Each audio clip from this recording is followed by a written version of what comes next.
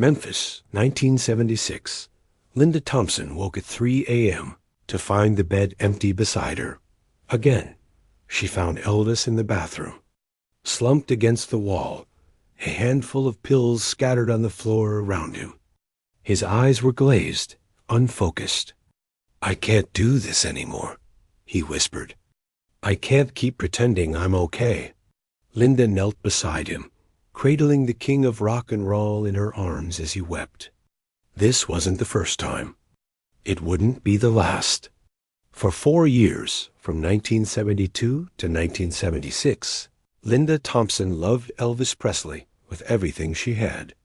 And for 4 years, she watched helplessly as the man she loved slowly destroyed himself with prescription pills, isolation, and the crushing weight of being an icon when all he wanted was to be human.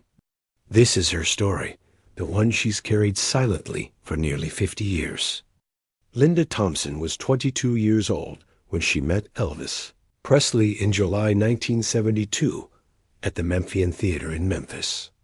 She was a former beauty queen Miss Tennessee Universe 1972 with long dark hair, intelligence, and a warmth that immediately caught Elvis's attention. He was 37, recently separated from Priscilla, lonely and searching for something he couldn't quite name. Their connection was instant and intense. Elvis invited Linda to Graceland that same night, and within weeks she'd moved in. What began as a whirlwind romance quickly evolved into something deeper and more complex. Linda became not just Elvis's girlfriend, but his nurse, his therapist, his protector, and his witness to the slow decline that everyone around him was too afraid or too invested to acknowledge. From the beginning, Linda saw both the man and the myth. During the day, Elvis could still be charming, funny, generous, a magnetic personality that had captivated the world. But at night, alone in their bedroom at Graceland, the mask came off. That's when Linda saw the fear, the pain, the addiction, and the profound loneliness of a man who'd been performing his entire life and didn't know how to stop. "People think they know Elvis," Linda said in a rare interview years later. "They know the jumpsuits, the Vegas shows, the movies. But I knew the man who couldn't sleep without pills, who cried in the middle of the night about his mother who'd been dead for 14 years, who was terrified of being alone, but didn't know how to truly connect with anyone. That was the real Elvis, and that was the man I loved." In those early months, Linda genuinely believed she could save him. She was young, optimistic, deeply in love.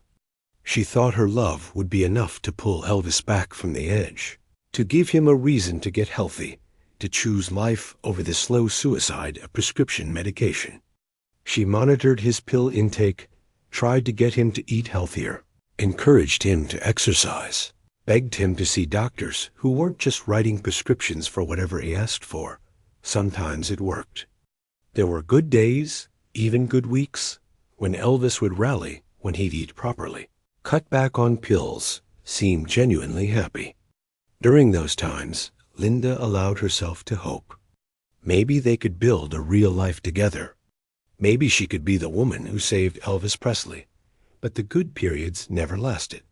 The demands of touring, the pressure from Colonel Parker, the enablers who surrounded Elvis and gave him whatever he wanted, it all conspired against any real change.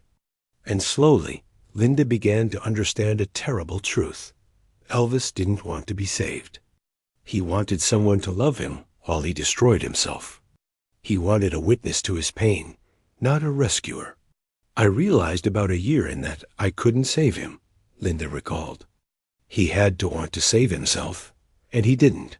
He was too tired, too broken, too convinced that he'd already lost everything that mattered. My job wasn't to save him. It was to love him while he was still here. So that's what I did." Living with Elvis meant living with chaos, unpredictability, and constant fear. Linda never knew what state she'd find him in, alert and affectionate, or drugged into near unconsciousness. She never knew if he'd wake up in the morning, or if this would be the night the pills finally killed him. Elvis's prescription drug use by 1973 was staggering. He had multiple doctors writing prescriptions for sedatives, stimulants, painkillers, whatever he requested. He'd take uppers to perform, downers to sleep, and a rotating cocktail of pills throughout the day to manage pain, anxiety, and the crushing depression that followed him everywhere. Linda watched as the dosages increased, as Elvis built up tolerance and needed more and more just to achieve the same effect. She tried everything. She counted pills, hid bottles, confronted the doctors, pleaded with Elvis's father Vernon to intervene. But Elvis always found a way around her efforts. He'd charm a new doctor, send one of his Memphis Mafia guys to pick up prescriptions, hide pills in places Linda wouldn't find them. The addiction was stronger than her love, stronger than his own desire to be healthy, stronger than anything. The worst part wasn't the pills, Linda said. It was the lying. Elvis would look me in the eye and promise he was cutting back, promise he'd only take what the doctor prescribed, promise this was the last time. And I wanted so badly to believe him that I'd convince myself it was true, until I'd find him passed out in the bathroom again, or slurring his words during dinner, or so drugged he didn't recognize me. Then I'd know he'd lied. Again. The physical deterioration was heartbreaking to witness. When Linda met Elvis in 1972, he was still relatively fit, still capable of delivering powerful performances. By 1974, his weight had ballooned. His face was puffy from the medications. He had trouble breathing, trouble walking, trouble staying awake during the day, and sleeping at night because his system was so flooded with conflicting chemicals. Linda became expert at managing Elvis's health crisis, the times he'd overdose, and she'd have to get him to vomit, to walk him around until he was coherent again, to monitor his breathing and pulse to make sure he wasn't slipping into a coma. She became expert at lying to the outside world, telling promoters and managers that Elvis was just tired or fighting a cold, when the truth was he was too drugged to function. I enabled him, Linda admitted years later, her voice heavy with regret. I told myself I was protecting him, protecting his privacy, protecting his image. But really, I was helping him continue destroying himself. If I'd called an ambulance every time he overdosed, if I'd gone public with how sick he was, maybe someone would have forced him into treatment. But I didn't. I kept his secrets. And I've had to live with that. The emotional toll was even worse than the physical. Elvis was a man at war with himself, wanting to be better, wanting to be healthy, but unable or unwilling to do the work. He'd have moments of clarity where he'd see what he was doing to himself and to Linda, and he'd cry and apologize and promise to change. Then, hours later, he'd be asking for more pills. Linda spent 4 years walking on eggshells, never knowing which Elvis she'd encounter, the charming man she'd fallen in love with, or the drugged stranger who barely recognized her. She spent 4 years watching someone she loved choose death over life, slowly, deliberately, one pill at a time. By late 1975, Linda Thompson was exhausted, physically, emotionally, spiritually depleted. She'd given everything she had to loving Elvis, protecting Elvis, trying to keep Elvis alive. And it wasn't enough. It would never be enough.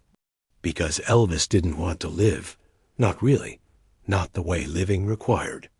I started having anxiety attacks, Linda recalled. I couldn't sleep because I was terrified Elvis would die while I was sleeping. I couldn't eat. I was losing weight, losing myself.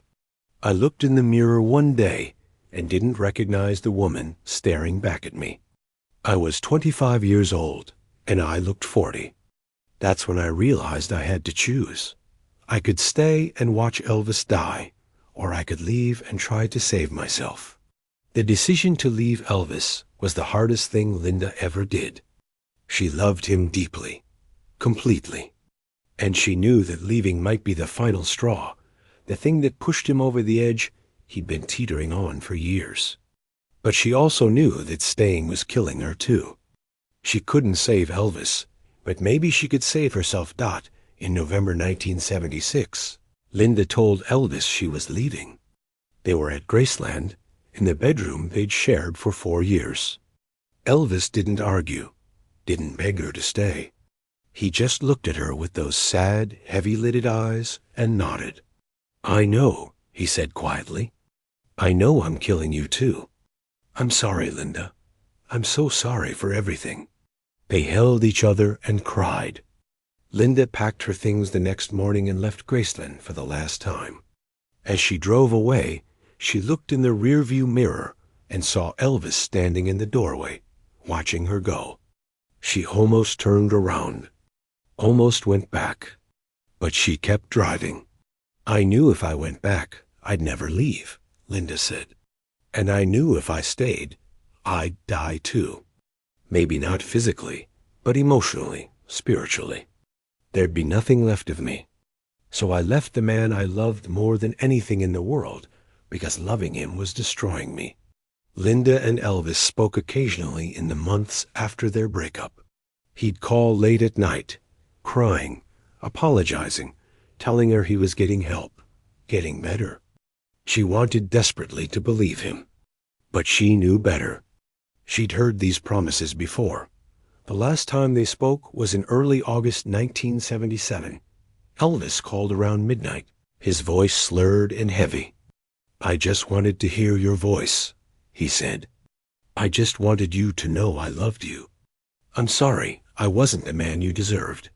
"Elvis, please," Linda said, crying. "Please get help. Please check into a hospital. Please don't do this." There was a long silence. Then Elvis said, "I'm too tired, Linda. I'm just so tired." And he hung up. 12 days later, Elvis Presley was dead. Linda Thompson learned about Elvis's death on the radio. August 16, 1977. She was driving in Los Angeles when the news broke. She had to pull over to the side of the road, unable to breathe, unable to process what she was hearing. Elvis was gone. The man she'd loved for 4 years, the man she'd watched slowly destroying himself, was finally irreversibly gone. "Part of me wasn't surprised," Linda said. "I'd been expecting that call for years. But another part of me was devastated. Because as long as Elvis was alive, there was hope. Hope that he'd get better. Hope that he'd find peace. Hope that somehow everything would work out. His death meant all that hope was gone. It meant I'd failed to save him. It meant it was really, truly over." Linda didn't attend Elvis's funeral. She couldn't bear it. Couldn't bear to see him in a casket. Couldn't bear to be surrounded by people who'd enabled his addiction.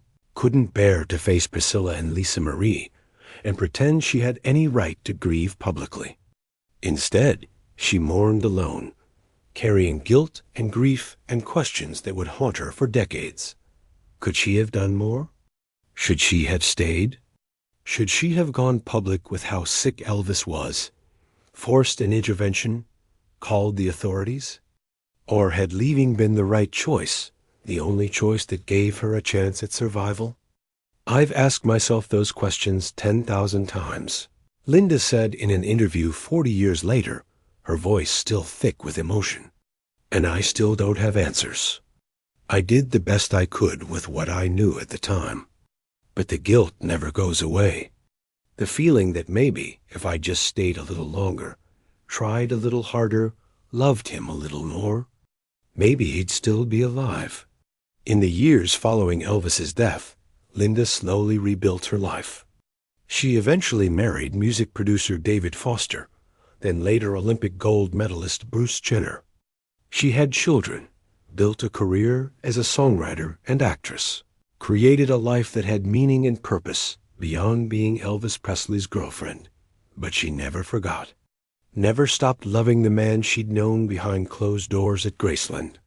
Never stopped grieving for what might have been if Elvis had chosen differently. If the people around him had protected him instead of enabling him. If the system hadn't chewed him up and spit him out broken. Elvis was the love of my life, Linda said simply. Not my only love, but the deepest, most profound love I've ever known. I loved him when he was charming, and I loved him when he was broken. I loved him when he was kind, and I loved him when he was cruel from the drugs. I loved him until I couldn't anymore, until loving him meant dying too. And even after I left, even after he died, I never stopped loving him. I just learned to live with the loss. Today, Linda Thompson is in her 70s. She's lived a full life, experienced joy and success and love with other people. But she still carries Elvis with her, in her memories, in her grief, in the guilt that never quite fades. She's one of the few people who truly knew Elvis Presley, not as the king of rock and roll, but as a deeply troubled man who desperately needed help and never got it. People ask me what Elvis was really like, Linda said. And I tell them, he was beautiful and broken, talented and tortured, capable of great love and great selfishness. He was human. That's the thing people don't understand. Underneath all the fame and the legend, he was just a man. A man who hurt, who struggled, who made terrible choices and paid the ultimate price for them. And I loved that man. Even knowing everything I know now, even carrying all this grief and guilt, I loved him. And part of me always will. Linda Thompson spent 4 years loving Elvis Presley and a lifetime processing that love. She watched the king of rock and roll slowly destroy himself, pill by pill, day by day. She tried to save him and failed. She left to save herself and carried the guilt forever. Her story is a testament to the cost of loving someone who's drowning and the impossible choice between staying and going down with them or leaving and living with the grief. Elvis Presley died 47 years ago, but Linda Thompson's love for him and her pain over losing him remains as real today as it was that August day in 1977. What would you have done in Linda's position? Could she have saved Elvis, or was he beyond saving? Share your thoughts in the comments below. Let's honor Linda's courage in speaking her truth about one of music's greatest tragedies.